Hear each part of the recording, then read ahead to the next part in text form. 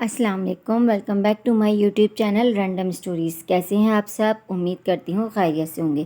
Viewers, بڑھتے ہیں اپنے ناول ہونا پھر پگلی کی چھٹی قسط کی جانب۔ کسی گاڑی کے نیچے آ کر، کھائی میں چھلانگ لگا کر، ہوٹل کی چھت سے کود کر، کچھ خرید کر، کچھ کھا کر، بہت کچھ ہو سکتا ہے۔ کب تک اپنی پامالی کا ماتم کروں؟ جو کچھ ہونا تھا ہو گیا۔ زہر کا ایک قطرہ کھاؤں یا پوری شیشی، موت تو دونوں صورت میں ہی واقع ہو جاتی ہے۔ اب زہر سے نہیں ڈرنا، بلکہ زندگی کا آخری فیصلہ کرنا ہے۔ وحاج حسن ڈرائنگ روم سے نکلے تو اس انہماک سے پیکنگ کرتے دیکھ کر دم بخود رہ گئے۔ اب تو مجھے یقین آ گیا ہے کہ تم یقیناً پاگل ہو، وہ اسی کے پیچھے آ کر سرگوشی میں بولے تو وہ اچھل پڑی۔ دل پورے وجود میں دھڑ دھڑ کرنے لگا۔ وہ بالکل اسی کے پیچھے ہی کھڑے تھے۔ سچ سچ بتاؤ، تم پاگل ہو یا ٹھیک ہو؟ ان کی آواز میں سرمستی اور انداز بہکنے کے لیے تیار تھے۔ اس کے کانوں کی لوئیں تک سرخ ہو گئیں۔ رخسار کی تپش فضا کو جھلسانے لگی تھی، سانسیں بے ہنگم ہونے لگی تھیں۔ اس سے قبل ایسا خوف، ایسی وحشت، ایسی ہچکچاہٹ کسی سے محسوس ہی نہ کی تھی۔ وہ ان چیزوں کی خواہش مند تھی، اس کیفیت کو محبت کہتی تھی، مگر آج یوں لگ رہا تھا وحاج حسن 2 لمحے بھی اس کے پاس کھڑے رہے تو وہ پانی کی طرح بہہ جائے گی۔ یہ محبت نہیں تھی، کمزوری تھی۔ آج سے قبل وہ کب اتنی پسپا ہوئی تھی؟ وہ تو محفوظ تھی اپنی انا کے حصار میں۔ اس نے خاموشی سے اپنا کام جاری رکھا۔ اس کے ہاتھوں کی لرزش وحاج حسن پر واضح طور پر محسوس ہو رہی تھی۔ تم اتنا گھبرا کیوں رہی ہو؟ انہوں نے اس کے شانے پر اپنی ٹھوڑی ٹکاتے ہوئے دلچسپی سے پوچھا۔ اس نے بامشکل تمام تھوک نگلا۔ ان کے سامنے وہ اپنے آپ کو ہر لحاظ سے بہت کمزور محسوس کر رہی تھی۔ سانسیں کھینچ کر آہستگی سے بولی، آپ سو جائیے، مجھے کام کرنے دیجیے۔ اس نے بغیر سوچے سمجھے کہا تھا۔ آہا، بیویوں والے جملے نہیں چلیں گے، وہ مسکرا کر بولے۔ وہ تڑپ کر ان کے حصار سے نکلی۔ کتنی بیویاں رکھی ہیں آپ نے؟ بیویاں کیا کرتی ہیں اور کیا نہیں، معلوم ہے آپ کو؟ وہ ڈٹ کر ان کے سامنے کھڑی تھی، مگر آواز بہت پست، آنکھیں اشک بار تھیں۔ ہاں، مجھے معلوم ہے، میں آپ کی بیوی نہیں ہوں، گالی ہوں۔ یہ گالی مجھے ایک بار ہی سر عام دے کر معاف کر دیجیے۔ معاف کر دیجیے مجھے، میں کسی کو نہیں بتاؤں گی کہ ہم نے زندگی کس طرح گزاری تھی۔ آپ کی عزت کا علم نہیں گرے گا، نہیں گرنے دوں گی، مگر مجھے بار بار اپنی نظروں سے نہ گرائیے، خود اپنی ہی نظروں سے۔ اس نے رو کر التجا کی اور اسے دیکھتے ہی رہے، پھر بولے، سنو مہمجا، جب کوئی مرد درندہ بن رہا ہوتا ہے نا تو روتی فریاد کرتی عورت اسے بہت ایپل کرتی ہے، اس لیے اپنی اداؤں پر کنٹرول رکھا کرو۔ وہ کہہ کر اتنی تیزی سے مڑے کہ اس کے حواس تک جھنجھلا اٹھے۔ کچھ سمجھ آیا، کچھ سمجھ میں نہیں آیا۔ وہ بیڈ پر نیم دراز ٹی وی آن کر کے لیٹ گئے۔ وہ حواس باختسی کام میں مصروف ہو گئی۔ جب وہ مکمل طور پر کام سے فارغ ہوئی تو رات کے 2 بج رہے تھے۔ وحاج سو چکے تھے، ٹی وی چل رہا تھا، ریموٹ کنٹرول ان کے سینے پر رکھا تھا، ساری لائٹس آن تھیں۔ وہ ریموٹ کنٹرول اٹھانے کے لیے جھکی، پھر ہاتھ رک گئے۔ ایک انجانی سی کشش کے تحت وہ انہیں دیکھتی رہی۔ یہ راکھ راکھ رتے اپنی رات کی قسمت، تم اپنی نیند بجھاؤ، تم اپنے خواب چنو، بکھرتی ڈوبتی نبضوں پہ دھیان کیا دینا، تم اپنے دل میں دھڑکتے ہوئے حرف سنو۔ اس کی نگاہیں ان پر سے پلٹنا بھول گئیں اور یہی ایک لمحہ اس کی تمام زندگی کا حاصل ٹھہر گیا۔ وہ جو جواب جاگتے مردوں سے لینا چاہتی تھی، جس جواب میں وہ رسوا ہو کر رہ گئی تھی، اس مقام تک آن پہنچی تھی۔ ایک سویا ہوا مرد خاموشی سے دے رہا تھا۔ اسے خود بھی اپنی اس کیفیت پر اختیار نہیں تھا۔ وہ جھنجھلا کر رہ گئی۔ میں اپنے ہی ہاتھوں اپنے دل کا گلا دبا دوں گی۔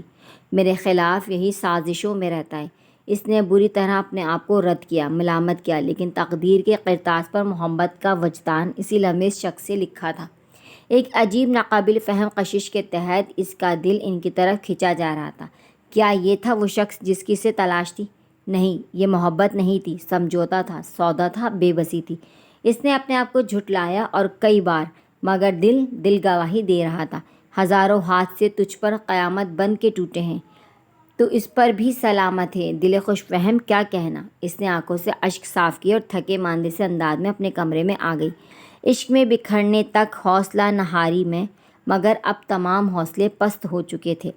صبح بڑی چمکیلی اور نکھری تھی، لیکن وہ سر سے لے کر پاؤں تک بجھی لگ رہی تھی۔ حقیقی معنوں میں تو وہ اب لٹی تھی، دل، روح، سب کچھ ویران اور خالی تھا۔ گھر والوں سے مل کر وہ رخصت ہوئے تو فراز، سمرا اور جویریہ انہیں ایئرپورٹ تک چھوڑنے آئے تھے۔ فلائٹ وقت پر پرواز کر گئی۔ سارے راستے وہ مکمل خاموش تھی، بالکل ایسی ہی خاموشی، ایسا ہی سناٹا جیسے تختہ دار پر چڑھتے وقت کسی بھی شخص کی روح میں حلول کر جاتا ہے۔ پھر کوئی بھی خوشی، کوئی بھی احساس زندگی کے زیر اثر نہیں ہوتا۔ جہاز لینڈ کرنے والا تھا، تمام مسافر اپنی بیلٹ باندھ چکے تھے اور وہ ایسے ہی بیٹھی تھی۔ ایکسکیوز می، اپنی بیلٹ باندھ لیجیے۔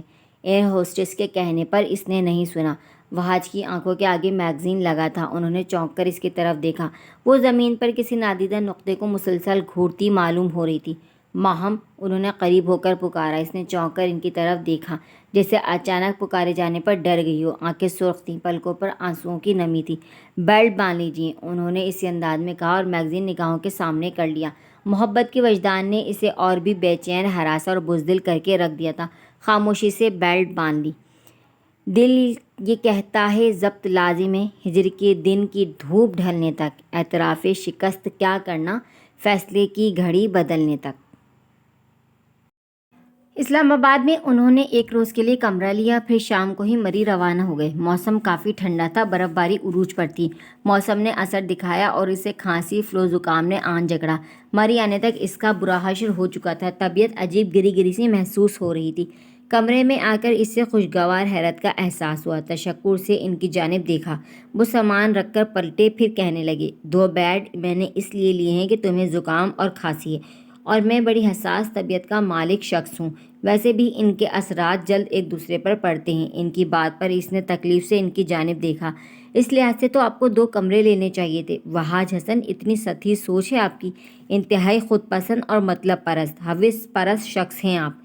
یہ تلاش تھی میری؟ نہیں تو پھر یہاں آ کر ختم کیوں ہو گئی؟ اس لیے کہ اب کوئی راہ باقی نہیں چھوڑی آپ نے چلنے کے لیے۔ آنکھوں میں پانی آ گیا۔ اس کی آنکھیں بدستور جھکی ہوئی تھیں۔ اب تو ان کی طرف دیکھتے ہوئے بھی ڈر لگتا تھا۔ کوئی بھی جواب نہیں دیا۔ بیماری کو غنیمت جان کر بستر میں پڑ گئی۔ پڑتے ہی اسے ہوش نہ رہا۔ صبح سے تیز بخار تھا۔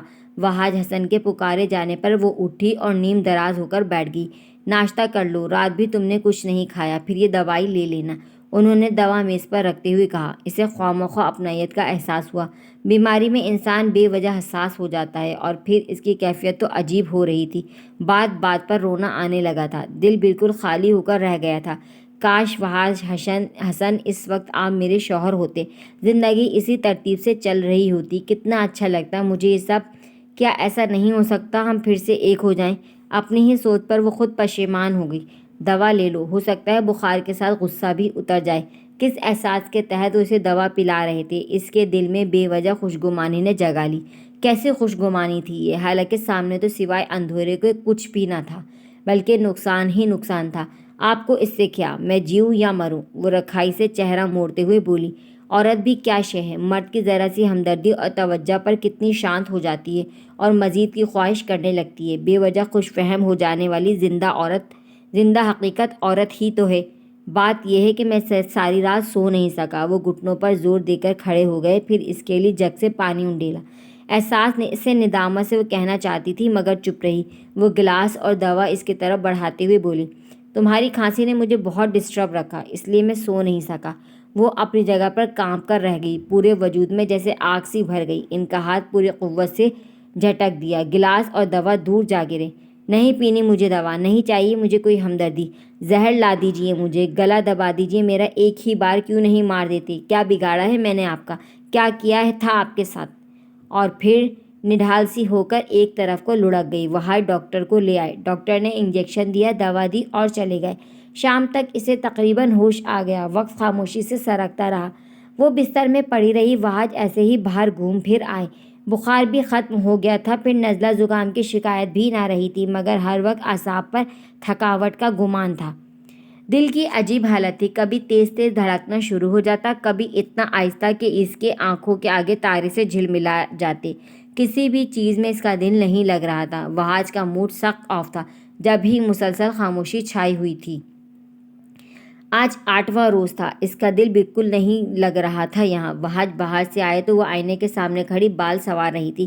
پچھلے دنوں کی بنسبت قدرے کھلی کھلی لگ رہی تھی۔ صد شکر تھا اس نے 8 دن میں لباس فاخرہ تو اتارا تھا۔ وہاج نے تشکر بھرا سانس خارج کیا۔ وہ پیکنگ کر چکی تھی۔ انہیں دیکھ کر کہنے لگی، ہم گھر کب چلیں گے؟ انتہائی ملول اور یزمودہ سا انداز تھا۔ فی الحال تو ارادہ نہیں ہے، انہوں نے قطعی سے لہجے میں کہا۔ سامان کی پیکنگ دیکھ کر ان کی تیوریوں پر بل پڑ گئے تھے۔ اسے اپنا دل ڈوبتا محسوس ہونے لگا۔ حسن مجھے گھر لے چلیے، پتہ نہیں مجھے کیا ہو رہا ہے۔ اس کی آواز بھیگتی چلی گئی۔ کیا ہو رہا ہے؟ بظاہر تو کچھ نظر نہیں آ رہا۔ انہوں نے سرسری نگاہ سرتاپا اس پر ڈالی۔ عورتوں کو ویسے بھی عادت ہوتی ہے بیماری کے بہانے کرنے کی۔ وہ ناگواری سے بولے، حسن مجھے ایسا لگتا ہے جیسے میرا دل کوئی کھینچ رہا ہو، مجھے پاپا کے پاس لے چلیے۔ اس کی آواز مدھم ہوتی جا رہی تھی، آنسو گالوں پر لڑک آئے تھے۔ ایک ہاتھ سے دیوار کا سہارا لے رکھا تھا۔ انہوں نے چونک کر دیکھا، اگر بروقت وہ آگے نہ پڑتے تو وہ یقیناً زمین پر ڈھیر ہو جاتی۔ تائی جان نے اسے دیکھتے ہی دل تھام لیا۔ ارے ایسی پیلی رنگت ہو رہی ہے، کیا ہوا تمہیں؟ انہوں نے اسے بازوؤں میں سمیٹ لیا۔ ان کی آغوش میں بڑا سکون ملا تھا۔ اسے تو اب بھی بخار ہے۔ وہاج کی طرف متوجہ ہوئی۔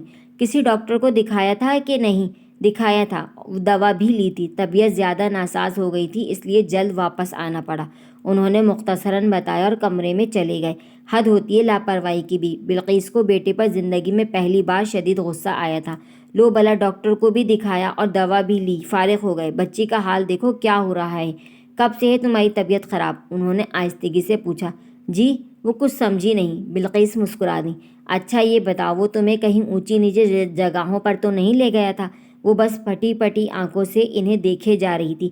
بلقیس کو یکایک اس کی کیفیت کا خیال آیا تو اسے پیشانی پر بوسہ دیتے ہوئے بولی، گھبرانے کی کوئی بات نہیں، خدا تمہاری گود ہری کرے۔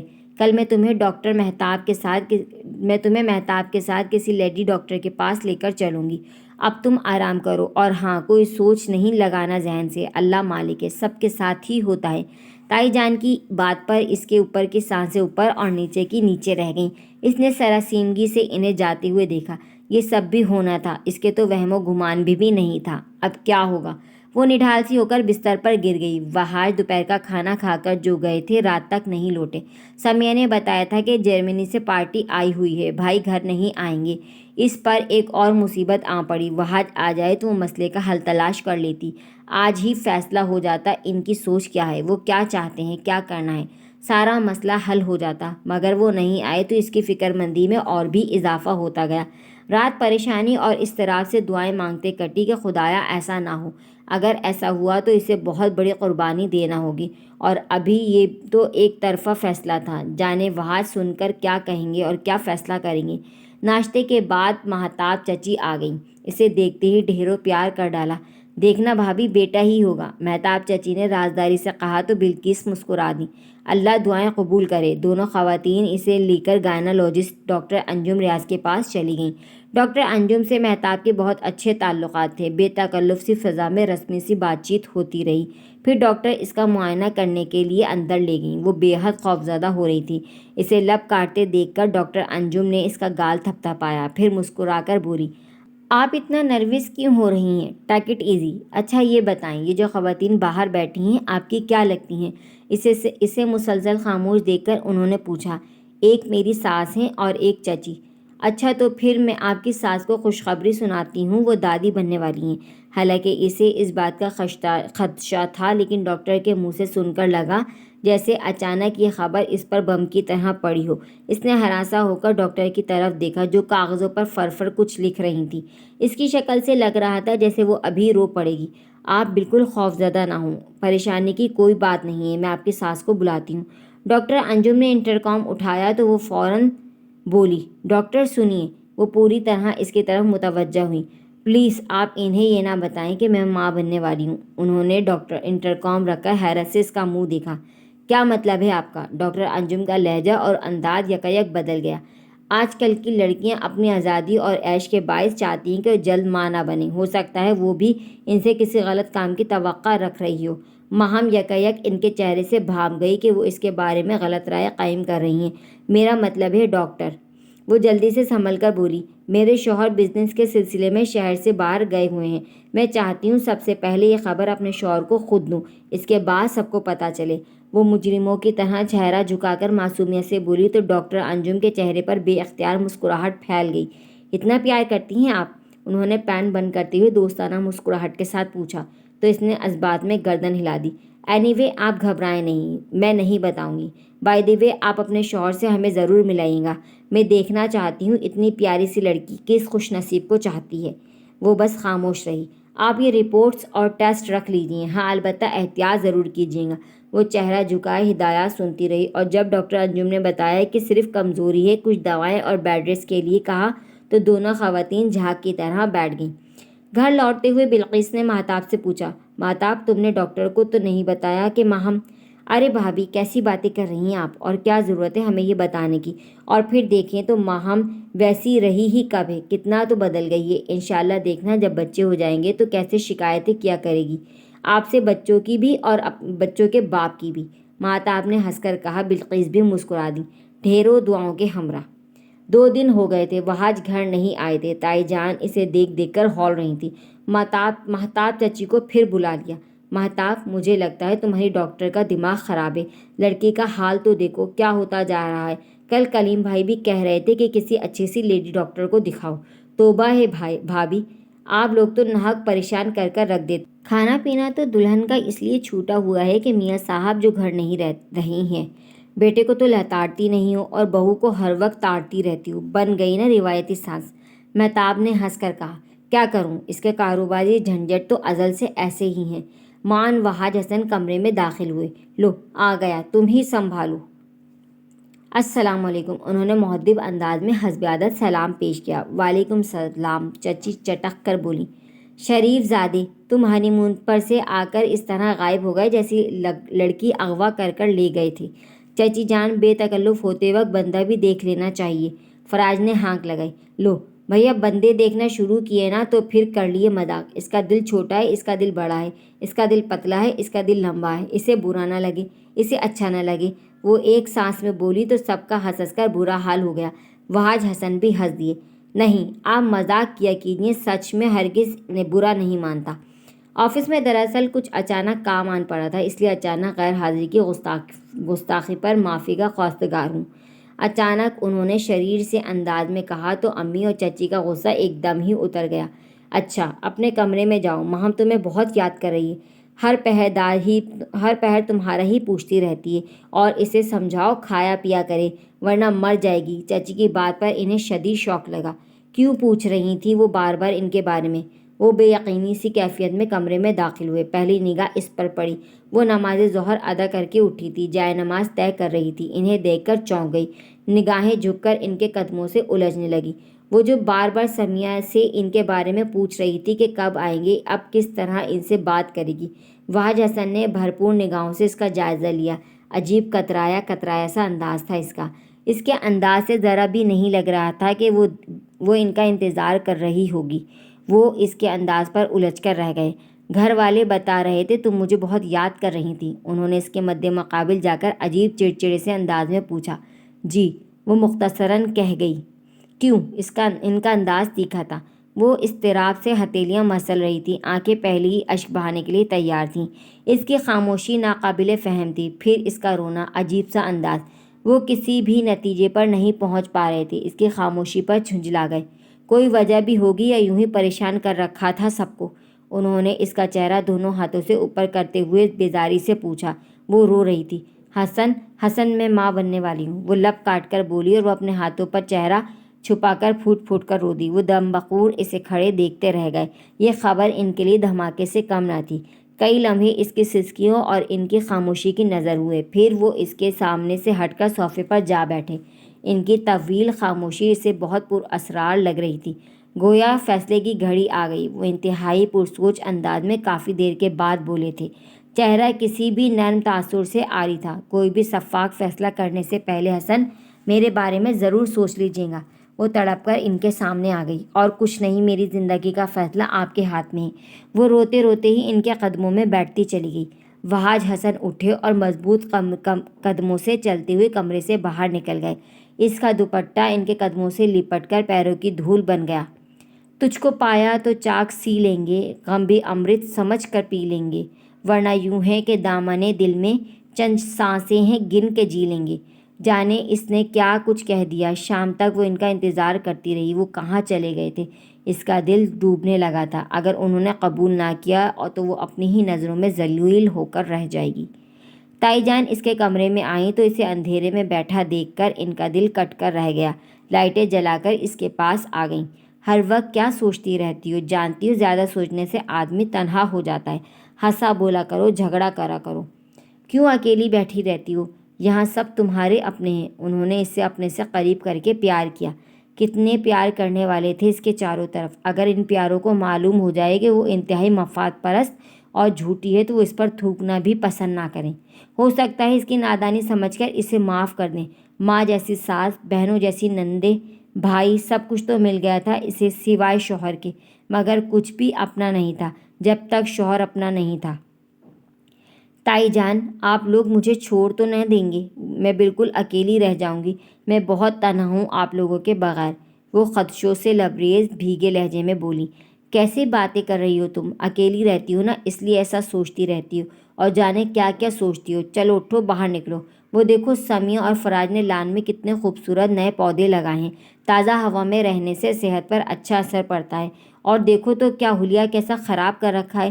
جانتی ہو روزانہ کلیم بھائی تم سے شام کو ملنے آتے ہیں، تمہیں خوش دیکھ کر خوش ہوتے ہیں اور اداس دیکھ کر افسردہ، پھر بھی تمہیں ذرا دھیان نہیں۔ انہوں نے لاڈ سے اسے ڈانٹا۔ اچانک پاپا کا خیال آتے ہی اس کی روح تک شانت ہو گئی۔ آج میں پاپا سے ملنے خود جاؤں گی، وہ جانے کس دھیان سے پلٹ کر خوشی سے بولی۔ بالکل آیا جایا کرو، انہیں تو اور بھی خوشی ہوگی۔ تیار ہو جاؤ، وہاں آنے والا ہے، اس کے ساتھ چلی جانا، وگرنہ میں ڈرائیور کے ساتھ تمہیں بھجوا دوں گی۔ تائی جان پیار کر کے چلی گئیں۔ وہ وقت جو انتظار کرتے کرتے لمحوں سے صدیوں میں بدلتا جا رہا تھا، گھر جانے کے احساس سے پر لگا کر اڑنے لگا۔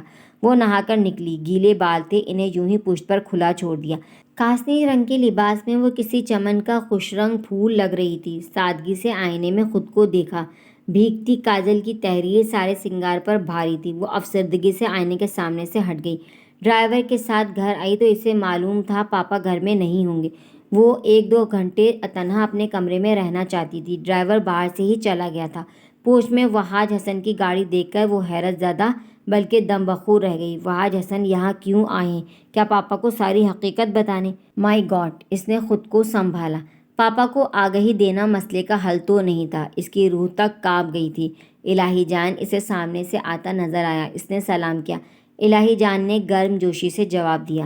سب ملازم اسے بڑی عجیب عجیب نظروں سے دیکھتے تھے، جیسے اس کے سینگ نکل آئے ہوں۔ کیا کھیل کھیلا تھا اس نے کہ ہر خاص و عام میں تماشا بن کر رہ گئی تھی۔ بی بی جی، وہاج صاحب بھی آئے ہوئے ہیں۔ اچھا، کیا پاپا گھر پر ہیں؟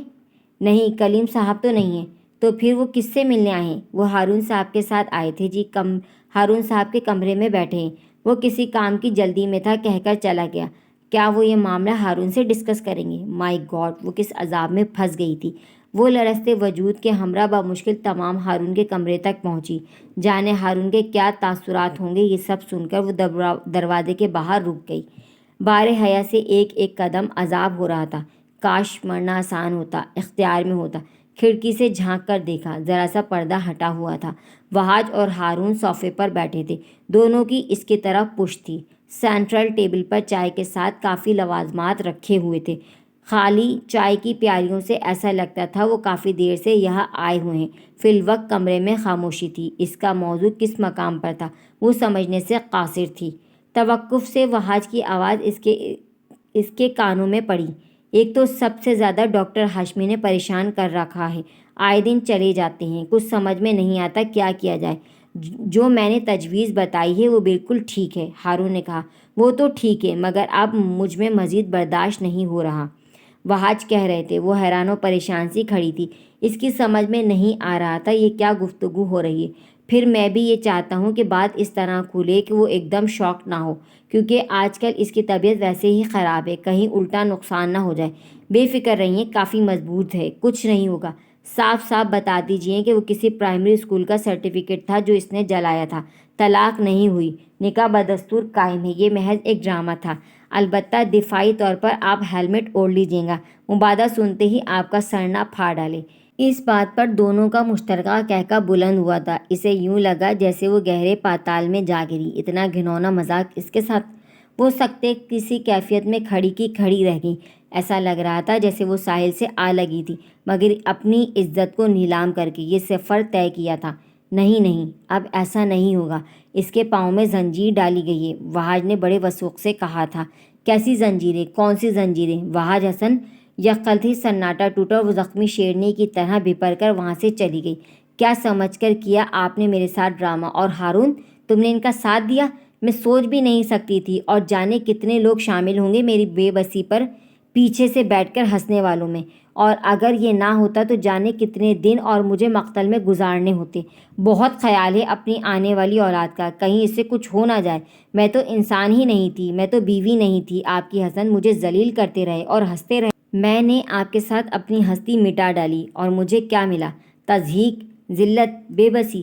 میں تو آپ کو ایسا زخم دے کر جاؤں گی حسن کہ آپ یاد کریں گے آپ نے سمجھا کیا تھا مجھے۔ ہاں، سارے قصبل نہ نکال دیے تو میرا نام بھی ماہم جاں نہیں۔ صرف ایک شخص نے مجھے اتنی آسانی سے سب کے سامنے تماشا بنا کر رکھ دیا۔ یاد کرو کہ حسن کس پاگل سے واسطہ پڑا تھا۔ اب ماتم کرنا اپنے آنے والے پر۔ وہ گاڑی لے کر جوں ہی نکلی، اس کے جارحانہ انداز پر الہی جان ٹھٹک گیا۔ سرپٹ ان لوگوں کے کمروں میں دوڑا۔ گاڑی کی آواز پر وہ بھی باہر آئے تھے۔ وہاج صاحب، ماہم بی بی آپ کی گاڑی لے گئی ہیں۔ کیا؟ کب؟ دونوں ششدر رہ گئے۔ وہ جی آئیں تو بالکل ٹھیک تھیں، آپ کے کمرے کی طرف گئیں، 5 منٹ کے بعد واپس آئیں، بالکل ویسی ہی حالت تھی جیسی ان کے دوروں کے وقت ہوتی تھی۔ آنکھیں سرخ ہو رہی تھیں۔ میں نے پکارا بھی پر رکی نہیں۔ گاڑی میں چابی کیوں لگی چھوڑی تھی آپ نے؟ الہی جان بتاتے بتاتے سوال پر اتر آیا، بڑے ملال کے ساتھ۔ او مائی گاڈ، لگتا ہے اس نے ہماری گفتگو سن لی ہے، ہارون نے کہا۔ پھر بولا، مگر وہ آئی کیوں تھی یہاں؟ یہ وقت ان باتوں کا نہیں۔ وہاج جھنجلا گئے۔ تم ایسا کرو، گاڑی نکالو۔ الہی جان، تم نے دیکھا وہ کس طرف گئی تھی؟ وہ تیز تیز قدم اٹھاتے باہر کی طرف آئے۔ جی اس طرف، اس طرف، گویا گھر نہیں گئی۔ یہ گفتگو سن کر وہ گھر جا بھی کیسے سکتی ہے؟ آپ ایسا کریں، گاڑی لے کر اس طرف نکلیں، میں 7 والوں کی بائک لے کر آپ کے پیچھے آتا ہوں۔ وہاج گاڑی لے کر نکلے۔ ہارون ان کے پیچھے نکلا۔ سنو الہی جان، چچا آئیں تو انہیں کچھ نہ بتانا، سمجھے؟ جی اچھا۔ اچھا کہ بچے، تم سے یہ بھی نہ کہا گیا کہ کسی کو نہ بتانا کہ وہاج بھائی آئے ہوئے تھے، اور جب ماہم آئی تھی تو ہمیں آ کر کیوں نہیں بتایا تم نے؟ ہارون نے اسے بری طرح جھڑک کر پوچھا، پھر اس کے جواب سنے بغیر نکل گیا۔ الہی جان حیرانگی سے ان کا منہ دیکھنے لگے۔ کیسی پر اسرار اور مہم گفتگو کر رہے تھے وہ لوگ۔ وہاج سے گاڑی راستے پر ڈالی۔ ہارون ان کے پیچھے تھا۔ آگے سڑک 3 اطراف چلتی تھی۔ اب گاڑی کس راستے پر ڈالی جائے؟ اتنا بڑا شہر ہے، جانے وہ کس سمت گئی ہے۔ وہاج نے گاڑی کی سپیڈ ہلکی کرتی فکر مندی سے سوچا، اگر وہ سیدھی جاتی تو ضرور نظر آتی۔ صرف 5 منٹ کا ہی تو گیپ تھا ان کے نکلنے میں۔ دائیں ہیں، لگتا ہے وہ دائیں بائیں کی سڑکوں کی طرف نکلی ہے۔ ہارون نے قریب آ کر کہا، آپ ایسا کریں، اس طرف جائیں، میں اس طرف دیکھتا ہوں۔ آپ فکر مند نہ ہوں، انشاءاللہ وہ زیادہ دور نہیں نکلی ہوگی۔ انہیں فکر مند دیکھ کر ہارون نے دلاسا بھی دیا۔ یقیناً، ہاں یقیناً، ہم دونوں میں سے کسی ایک کو وہ آگے جا کر مل سکتی ہے۔ وہاج حسن نے تائید کی اور گاڑی کی سپیڈ بڑھا دی۔ ہارون اپنی سمت نکل گیا۔ شام کے سائے پھیل رہے تھے۔ رات کی رنگینیاں اور روشنیاں سورج کے ڈوبنے کے ساتھ ساتھ سڑکوں پر جوان ہونے لگی تھی۔ دونوں طرف سڑک بہت مصروف چلتی تھی۔ لوگوں کے ہجوم میں وہ نگاہیں دوڑاتے جا رہے تھے۔ وہ تو شکر تھا وہ گاڑی لے کر نکلی تھی، جس سے اس کی تلاش آسان ہو گئی تھی، ورنہ اتنے بڑے شہر میں سے ڈھونڈنا بہت مشکل تھا۔ شاید حادثے کے بعد ہی کسی ہاسٹل یا فلاحی ادارے سے اطلاع ملنے پر ہی پہنچ پاتے۔ وہاج کی پیشانی پر تفکر کی لکیریں ان کی بے بسی کا حال رقم کر رہی تھیں۔ ادھر ہارون کی بھی حالت کچھ صحیح نہیں تھی۔ آخر وہ اتنی جلدی نکل کدھر گئی؟ دونوں کے ذہن میں بار بار یہی آ رہا تھا، اور پھر اچانک ہی وہاج کا پاؤں یکل بریک پر پڑا۔ ان کی سفید نسان پیٹرول ثنا ہاسپٹل کے آگے کھڑی تھی۔ انہوں نے ذرا آنکھیں سکیڑ کر تیز روشنیوں میں یقین کیا کہ وہ واقعی ان کی گاڑی ہے یا کسی اور کی۔